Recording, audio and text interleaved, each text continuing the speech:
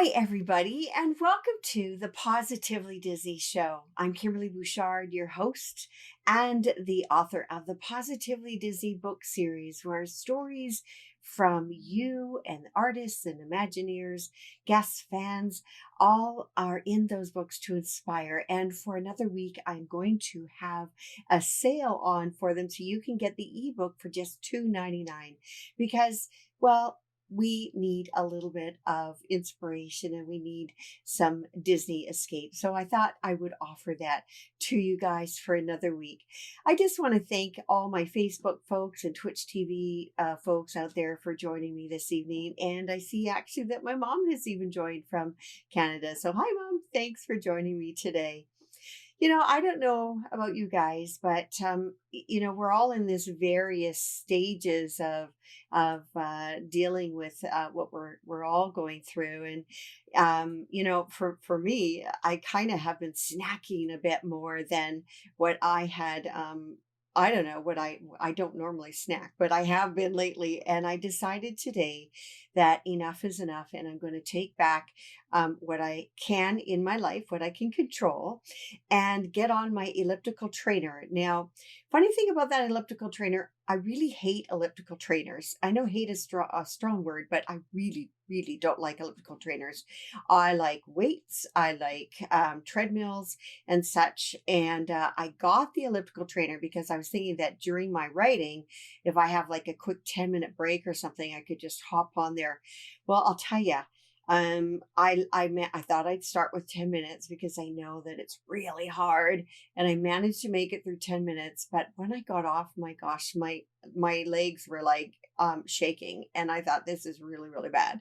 So I'm determined to do at least 10 minutes a day and get myself worked up so that by the time this is all over and summertime is here, I'll be back in shape. And speaking of summertime, we've had a beautiful sunny day in Seattle. I'm so grateful for that. And it's actually going to be warming up almost like summertime temperatures this week. So I'm very grateful that I can at least get out in my backyard and run around with the dogs and enjoy some of that. I just want to, before we get our guest on the line, I want to give a shout out to the father of a friend of mine. It's Billy D. Williams' birthday today. He's 83 years old. And he, of course, is Lando Calrissian in the Star Wars episodes. And he is having a wonderful birthday back in California today. So I just wanted to do a shout out to Corey's dad. And hello, Gina. I want to welcome Gina on the show. She is always checking in on me, and she is currently staying in California at her home in California. So I hope you are all well. Well, we're going to now get our guest on the line. Kevin-John actually has been on my show before, and wonderful human. And I'm very excited to have him on again today. So we're just ringing him up.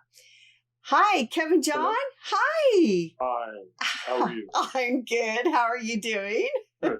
I am good. I'm glad. I'm so glad. I was just mentioning to the audience that you have been on the show before, and we're so excited to have you back because we have some other questions to ask you. And Wonderful. yeah, so, but some people, I'm not sure if they really realize this, but you have been an artist all your life. I mean, that was from the get-go since you're a little boy. And how did you learn to do what you do, Kevin-John? Because it's absolutely fabulous. Oh, thank you, Kim. Thank you. Well, as I say, it's kind of always been a part of me. It's inside. It comes out. It has to come out. Okay.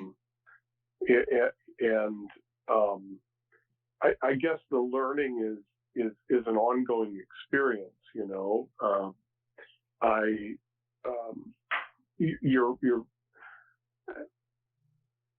You visual as an artist, you visualize things. I was explaining this to my fiance just 2 days ago.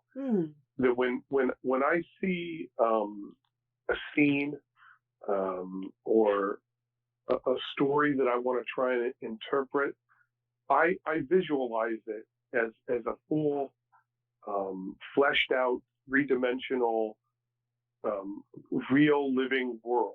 It's like a movie. Oh. And my ability to interpret that on paper,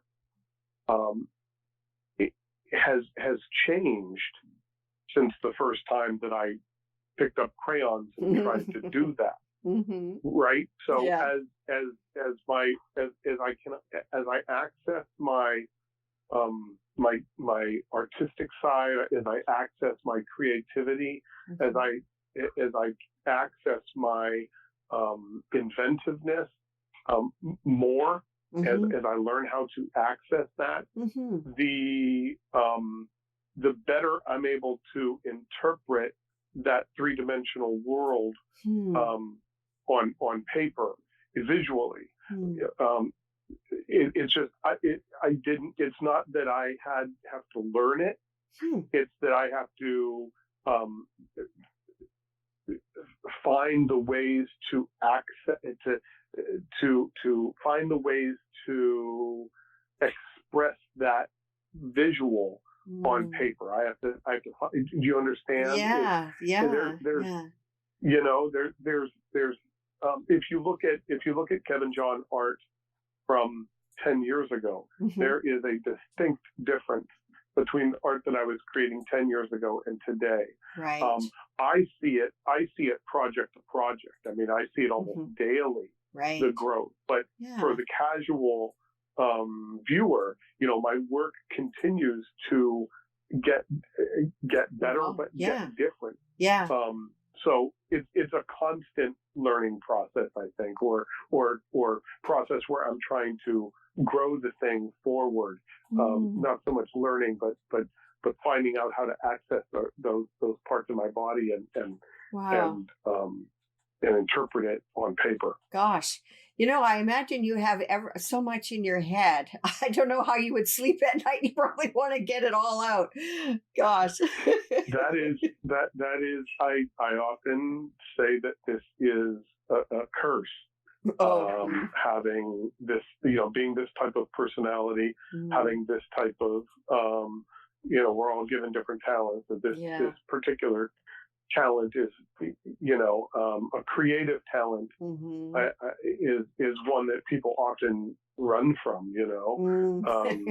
And it's definitely it's definitely a curse that way, where you're never satisfied. Yeah. I could do the most amazing painting today, Mm-hmm. and then I go to sleep tonight trying to work out how to make it better. It's my next piece. How do I improve upon this last one? Yeah. So it is. There are some awake nights or restless nights. That's for sure. Yeah. Well, I don't know about you, but sometimes I find myself like just before I go to sleep, or sometimes in the middle of the night, I'm wide awake and things come to me and I have to write it down. Do you guys, as a painter, do you find that happening to you too? Or does it kind of come to you quickly like that? Or yes. Yeah. Oh, okay. Yes. And because I don't consider myself a painter. Okay. I don't consider myself an artist. I consider myself a creative, and I guess a blanket term would be entrepreneur, because my job doesn't stop at painting. Right. Right. Painting is only 10% of what I do. That's true. There's running the full business. I mean, right now we are in the very beginning stages of planning a gigantic art show back in my hometown. Oh, nice. It's the first time that the art community, I guess you would say, in my hometown kind of recognizes me. Oh, and we're planning this year-long show.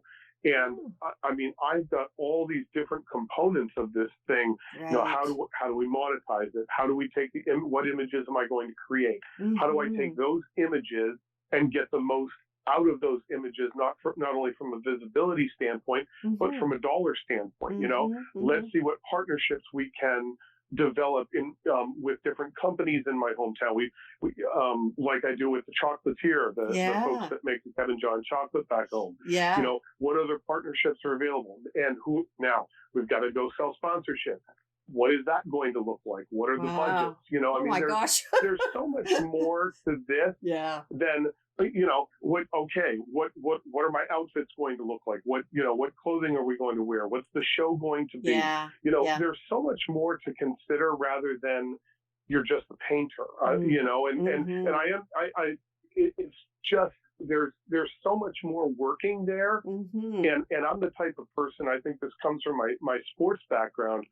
When I coached football, I coached what's called contingency football. You train and practice for almost every possible scenario. So when that scenario comes up in a game, you're physically and mentally ready for it.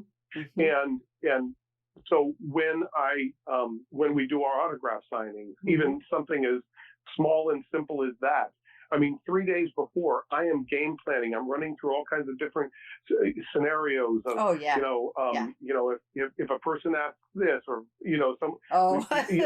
there's all kinds of different scenarios that will run through my head. What if it rains? What that sort of thing. What are that reminds me of it's a constant. Yeah, I was just going to say, it reminds me, as a Girl Guide in Canada, which is equivalent to the Girl Scouts, our motto was be prepared. And that's definitely, I'm sure, what you live by because of everything you're telling me about. Holy cow. Yeah, we always see the finished product and the polished, right, part of it. I was just wondering, so how long have you actually been doing Disney art? Like specific Disney art, I think they called in 8 years ago. I think it was 8 years ago that they called. So somewhere around 8 years or so. Wow, that went by fast. That's incredible. Like, where did that happen? So can you tell us about your paintings that you've done for Disney? Sure. Some of them. My focus, my direction from Disney is to concentrate on the elements of the park, such as the attractions and the environment. The great, you'll find, paintings that I've created based on the Haunted Mansion, the Jungle Cruise, the Tiki Room, all of those type of elements that we all love. I created a commemorative piece for the Epcot Food and Wine Festival, which is, kind of the piece really visually explains what that experience of going to the wine festival is all about. And my work is, I work in watercolor, and it is for the pieces that I do for Disney are very park specific, both here and Disneyland.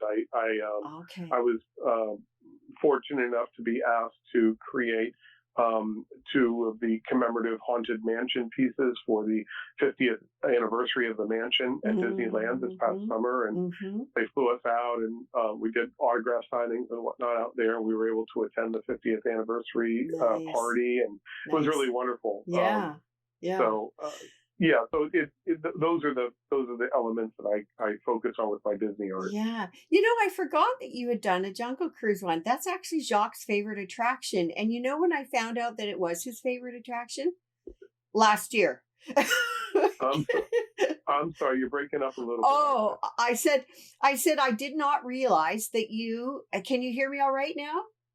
Kevin-John, can you hear me? I can now. Okay, good. I was just going to say that I did not, I'd sort of forgotten that you'd done Jungle Cruise painting, and I found out that... Sorry. Oh. I'm sorry, Kim, you get into it and it starts breaking up. Okay, we're on a landline, and I would imagine you're on a cell phone, so I don't know. Now you sound just perfect right there. Okay, So well, I don't know. Don't move your head or yeah, I whatever. know. I'll just stay Yeah. here. Okay, so Right. oh boy. So I was just gonna say, I forgot that you had Oh my done. gosh, Oh, are we breaking that is off? crazy. Whatever you're trying to ask me, something does not want you to ask me that question because Okay. I hear everything except the question goes in and you start breaking up. It's the weirdest thing. Okay. Well, I'm not. I'll move on. Okay. Okay. So the last time you were on the podcast, I know that you Yes. had just received the call from Lucasfilm, which I think is you must have been ecstatic. Is Yes. it as exciting as you thought it would be? Yeah. It is now. It is now. Okay. I think I worked about 2 years on the first two pieces that premiered at Galaxy's Edge. I think we started working 2 years in advance on Wow. those, and that's through the entire process from just early concepts to all the way through to the finished piece. And I was embargoed. I could not show the work to anyone. I couldn't talk about the artwork. I couldn't even tell anybody I was doing this work because everything was just so top secret. Right. Where Galaxy's Edge was concerned. Right. And then after those premiered, after Galaxy's Edge opened, we had autograph signings there and stuff like that. So then it was all out in the open. Right. And what's been nice is that it's kind of like any relationship. When you start working with someone, there's in getting to know them. There's a lot of getting to know. Right. Yeah. I needed to learn how they're working, systems and what they're looking for in their approvals. What type of things are we allowed to depict? What type of things are we not? Like there's we're not allowed to depict the characters pointing the gun directly at the viewer. So I can't show Han Solo, firing his gun or pointing his gun in the viewer's direction. Right. That makes sense. It's just kind of a new rule. And so all of these, this process had to be learned. And after I learned it and they got to know me, now where approvals used to take, a week to hear back about. Now I'm getting, 15 minutes later, I'm getting an approval email back saying, "Oh yeah, good. Just go ahead, run with it." Or nice, whatever. nice. So I'm working with them through Lucasfilm directly, then Disney, then Robert Graham, and now Tom.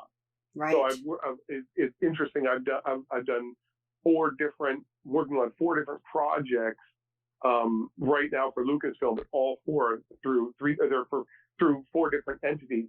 But the team that I answer to works on all of them because it's all art related. Right. Yeah. So it's nice that they all know me now. I know them, and the working relationship is much better. Yeah. Push that aside, the sheer thrill of creating art from George's imagery is incredible. Wow. It is, my first real important drawings when I was in 3rd grade through, probably 3rd grade through 6th grade. My most important drawings were all Star Wars related. That's the artwork. It's been interesting. I rarely created artwork that here's my puppy dog and here's my backyard with my swing set. I never really did that. Yeah. Things that were around me. Yeah. I depicted and created fantasy worlds with my art, and a lot of that was Batman and Robin and Marvel and dinosaurs and Star Wars. Those I like to tell stories with my art, and those players all had a role within, those drawings and paintings Right. that I did. Oh, So gosh. it's not a it's not a it's not too unfathomable to find out that I landed here Mm-hmm. doing the type of artwork that I'm doing for these clients, because Mm-hmm. it's all storytelling. All of my art is mega storytelling art. Right. Yeah. Well, it's always a story for me. I love it. Can you tell Hmm. our audience about some of the paintings that you have done for Lucasfilm? I'm sorry, Kim, say that again, please. Can you tell us about the paintings that you've done for Lucasfilm? For Lucasfilm? Yes. The paintings that I've done for Lucasfilm? Yes. Yes. Correct. Okay, yeah. The first two that I did for the opening of Galaxy's Edge was Darth Vader on his home planet. Okay. The second one was a character, Grand Admiral Thrawn. Mm-hmm. He's from the digital animated series. Okay. And there is some crossover with him and the Galaxy's Edge timeline, because he was featured in this. The pieces could only be created of characters that had some sort of tenure on the Black Spire's planet, right? Gotcha. So Okay. yeah, it's crazy. So somewhere on the timeline, Thrawn and Vader were both there, had something to do with it. Oh. So anyway, so they entrusted me to convert this digital character to a human, realistic looking painting. So those were the first two, and that one really was difficult because no one had really done this before. Right. It was something new for the company. They didn't have anyone. I didn't have any reference to look at. This is what how other artists interpreted it. So that was really finding our way. The second project was pieces for the Robert Graham Star Wars collection. I collaborated with Robert Graham with that. Many of you will remember the Boba Fett piece that I created for that, as well as some others. Nice. Robert Graham being the luxury fashion designer. Yes, yes. I love your shirts, because your shirts are from him, I think. Third project. The third and fourth projects are Topps trading cards. It's a kind of a collaborative between Lucasfilm, Topps Trading Cards, and Kevin-John.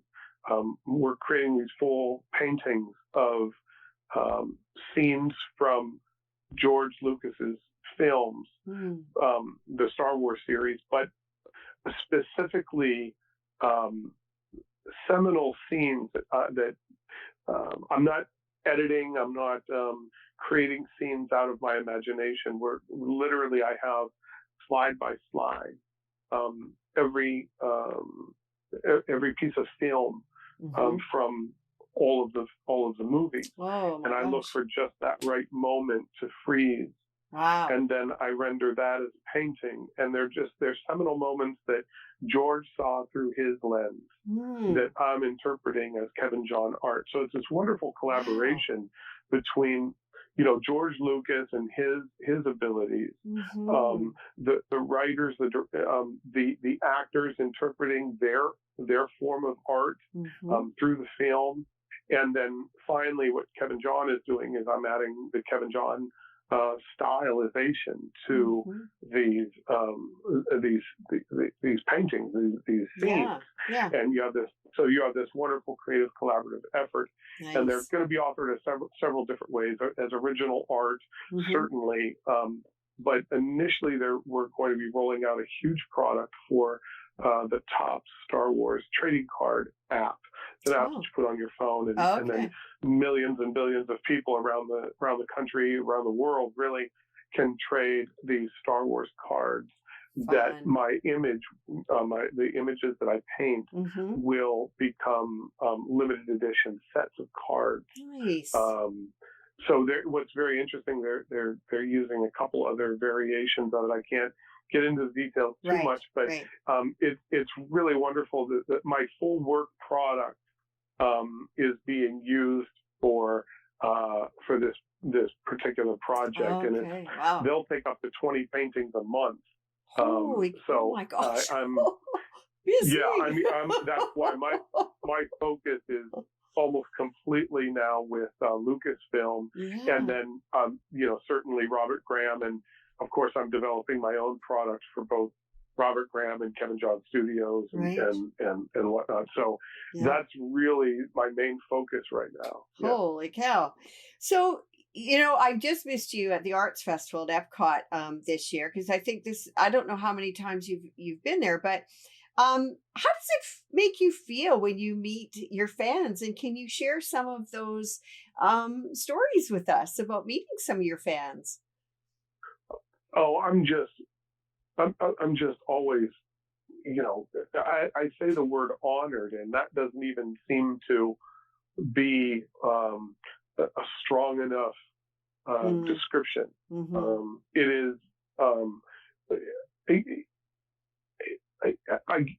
I think I got my first taste of perspective of what that was all about when I bought my first home, and I'm trying to decide very carefully what artwork and what decor is going to cover the walls. Now I don't decorate with my own art.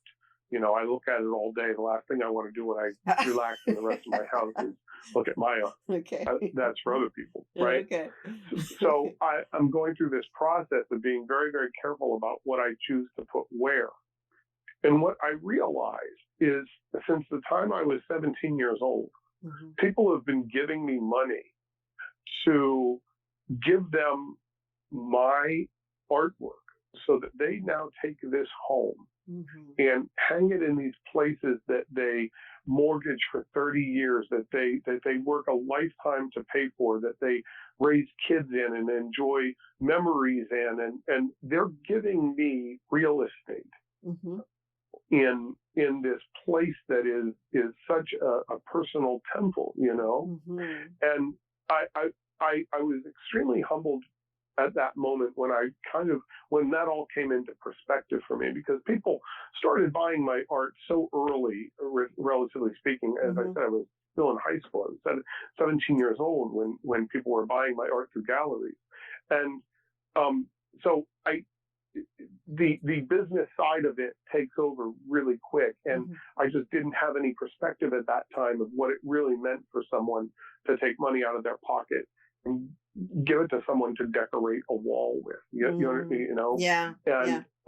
And what that meant in terms of the importance of that, whatever that person chooses to hang on the wall. Mm-hmm. It's just mm-hmm. it was incredibly humbling. Right. And so when I meet folks face to face, which I rarely get to do anymore, relatively speaking, right. in the amount of thousands of pieces of art that are being sold, hundreds mm-hmm. of thousands a year, yeah. I'm not meeting that many people. Right. And out of my fan base. But when I do have those moments, mm-hmm. I always want it to, I reverse the situation. Mm. If I were meeting someone like Merv Corning or Rolly Crump mm-hmm. or Mike Ditka, or quite frankly, a lot of my heroes,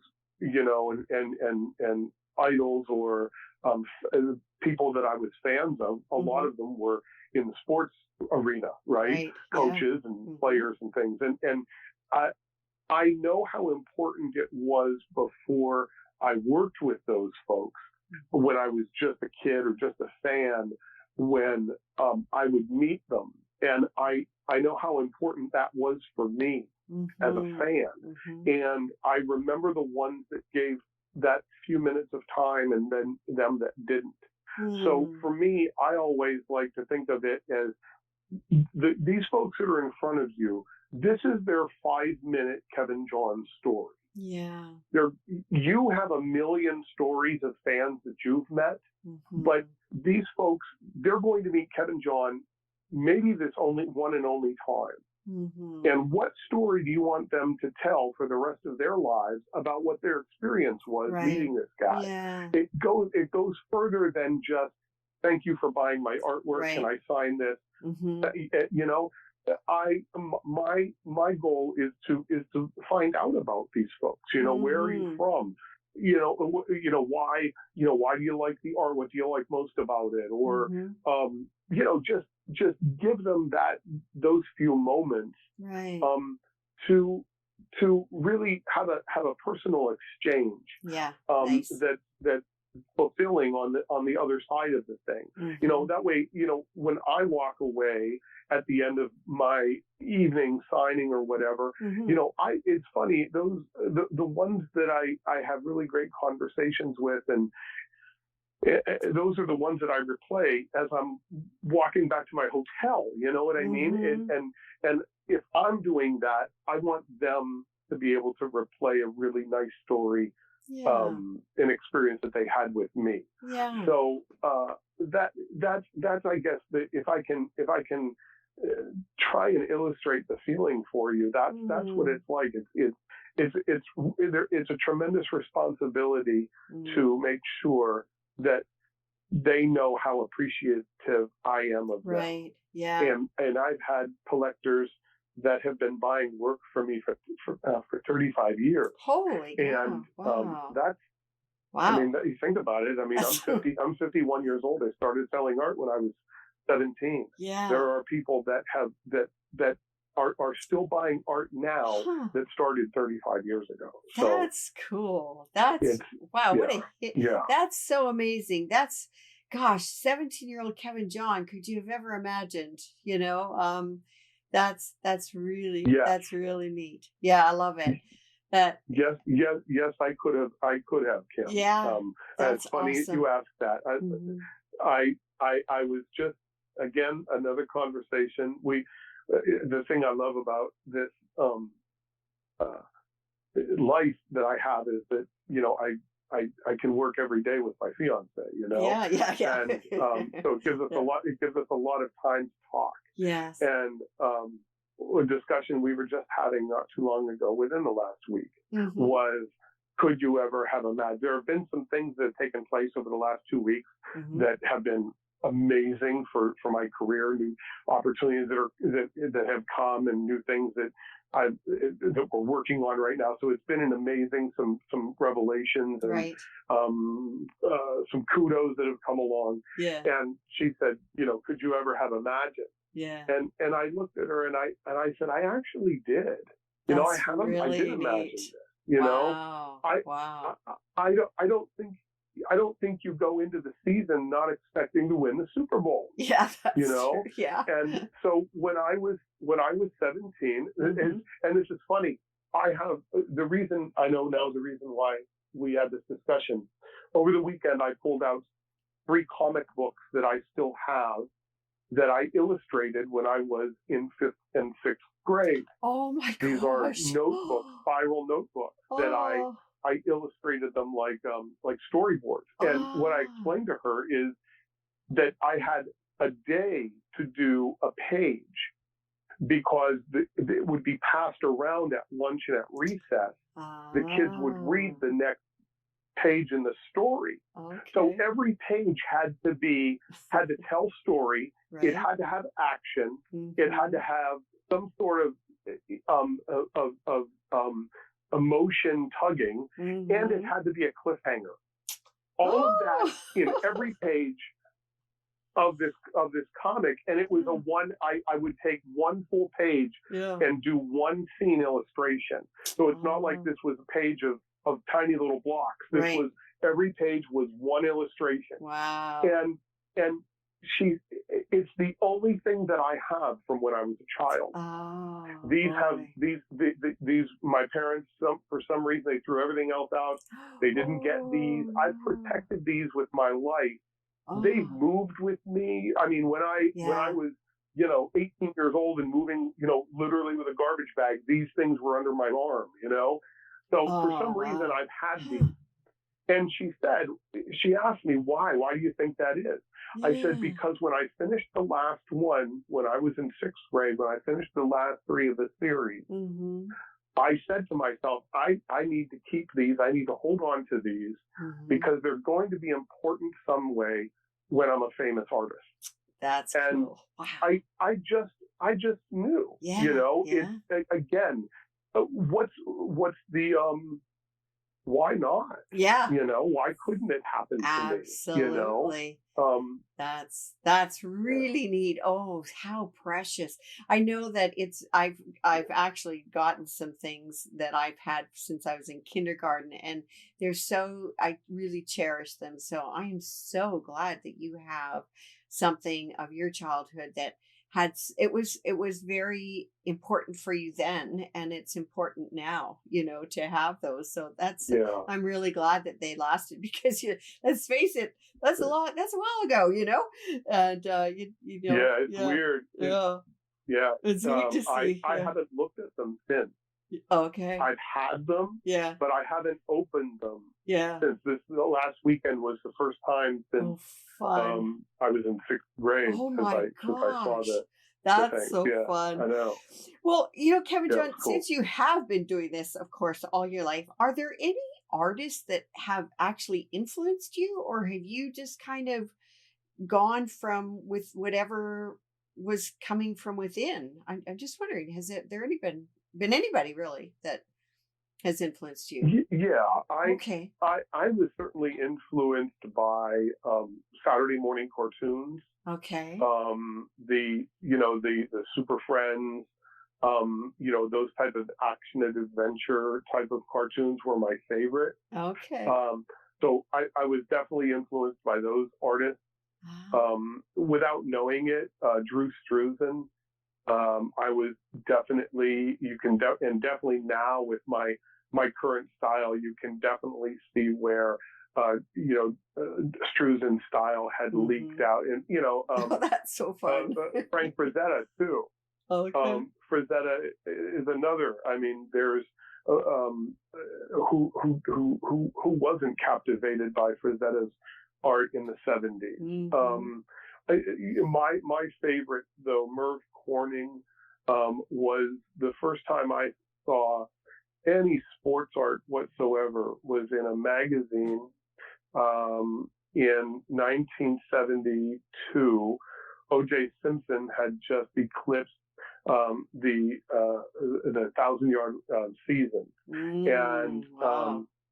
Merv was on the sidelines illustrating during that game, and I saw this gorgeous sketch, watercolor and colored pencil, of OJ on the sidelines with his kind of a red cape on that, the winter, with a hood, and he had his helmet on, and there's that frost in the air Mm. coming out of his face mask, and it's Ah. cold, Yeah.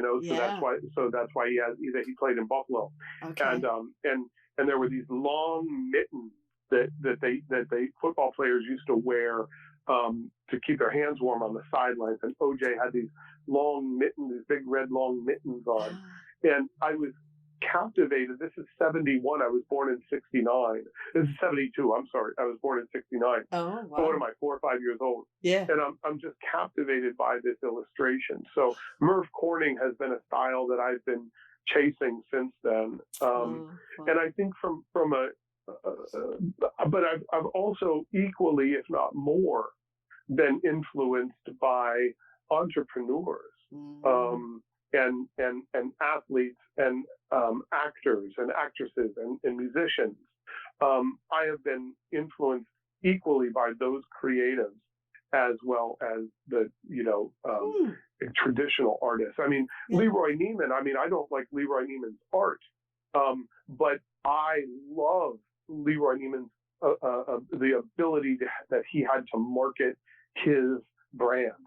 he was a machine, and it was awesome to watch and awesome to learn from. So there's an artist that I don't understand his art at all, but I love what he did for his business.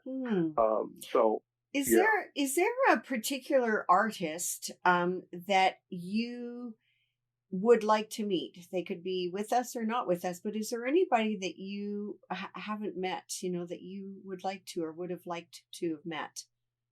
I think I know one person, but yeah, for sure. Walt Disney. Yeah, that's who I was guessing. I was going to say that. Yeah. Walt.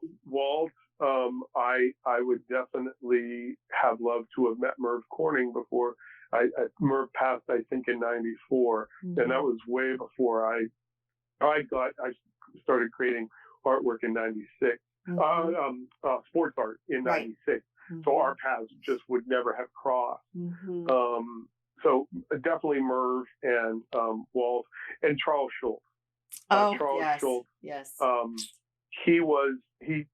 I learned my first lessons in, one picture, one frame visual storytelling from Charles Schultz. Yeah. No, I'm a huge, besides a Disney fan, I'm a huge Charles Schultz fan. Actually, my first little dog I had on my own, I named him Schultz. I love the Peanuts gang. Cute. Yeah. I just love, there's so many, there's so many lessons in all of the Peanuts gang. Isn't there really about people? There's so much. For sure. Isn't there? I love it. Absolutely. Yeah. And I'm so glad that I could share that with my own kids, and they have just an equal love for it. Kevin-John, we're coming up to our time here, but I just wanted to, for the audience sakes, do you do commission work or where can people go to find you, to find your work if they, we can't get into the parks, of course, where a lot of it is, but can they find you in other ways? Yes. And I guess first you want to start with my corporate partners, Lucasfilm Products, Topps Trading Cards, Disney Parks, Robert Graham. Those are the right now the major outlets for Kevin-John art. Okay. If you go to the second level and you want to connect with me, then my website, kevinjohn.com, kevin-john.com, or kevinjohnstudio.com. Both those take you to both places. You go there, you're going to register your email. You're going to learn about my history, my background. You'll see some sample art there, but more importantly, there you'll find two things. The first is the ability to connect directly with my social media. People will want to definitely connect with my socials. I'm on daily. We do giveaways. It's where you see all the new projects created so that you can, as fans, can be informed on how to get the new pieces when they come out, because Kevin-John does not really retail artwork. I just don't. It's just not. It's always been kind of a sideline of the business plan, and it's to the point now where that's being taken care of by my corporate partners. Okay. As far as commissioned art goes, the website is also how you would contact me directly for that. Okay. There's a page directly on the website that does say commission a painting. We are booked out for about the next 18 months now. So anything that you would contract today would be completed 18, 19 months from now. Okay. So we are taking commission art, and commissioned art on the low end starts at about $3,500. But I'll be honest with you, right now we're quoting most of our pieces around the $9,500 to $1,250.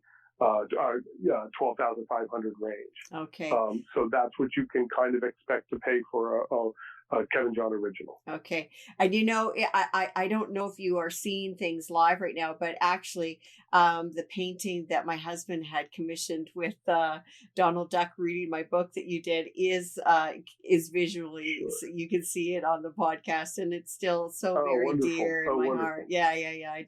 I really love it, and that was such a wonderful surprise to meet you guys Thank and you. all that. Yeah. So thank you so Likewise. much. Thank you. Yeah, thank you, Kevin John. And I wanted to let people know too, because this guy's very humble, but check him out on Facebook because he's doing tutorials, which is absolutely amazing. And for somebody that is so swamped, so busy, to give that time to show people how you do things, I just think it's really wonderful because it's all about giving back, particularly at this time. And I just love it. I think, and people can, even though they've missed the live ones, they can go back for the replay of them, right? And yeah, so I For love sure. that. I For sure. really love Yeah. that. You can go back 3 weeks and start with number one and work all the way through. But Yeah. there's lots of wonderfully talented people that are doing lots of things, Yeah. like that to try and help us all get through this Yeah. C-19 quarantine. Yeah. And so it's just I'm just one little fish and swimming around in a big pool with a lot of other wonderful little fish that are doing the same thing. I know, but you're on the show, so we may as well plug it, Thank you. Anyways, well, listen, Thank you. you have a wonderful rest of your week and be well, stay safe, and hi to your fiance. And many, many hugs from us, you guys. And thank you so much for sharing. I know you're busy, and I really appreciate you coming on and sharing what you've been up to and things to come. So that's, yeah, thank you. Thank you so much, Kim. It's been wonderful. And thank you to all the listeners and everybody out there. Stay safe, stay healthy, and we'll see you on the other side of this thing. Yeah, sounds good. All right. Bye for now. Bye-bye. Thank you. Well, that's nice. I'm glad that we could have a little bit of a chat tonight. And I don't know what happened with the question I was going to ask him, but it was just funny. I hadn't realized he had done that Jungle Cruise painting. So I'm going to have to go check that out because, for years and years, my husband has, we've always gone on the Jungle Cruise, but I didn't realize that it was his favorite till about a year ago.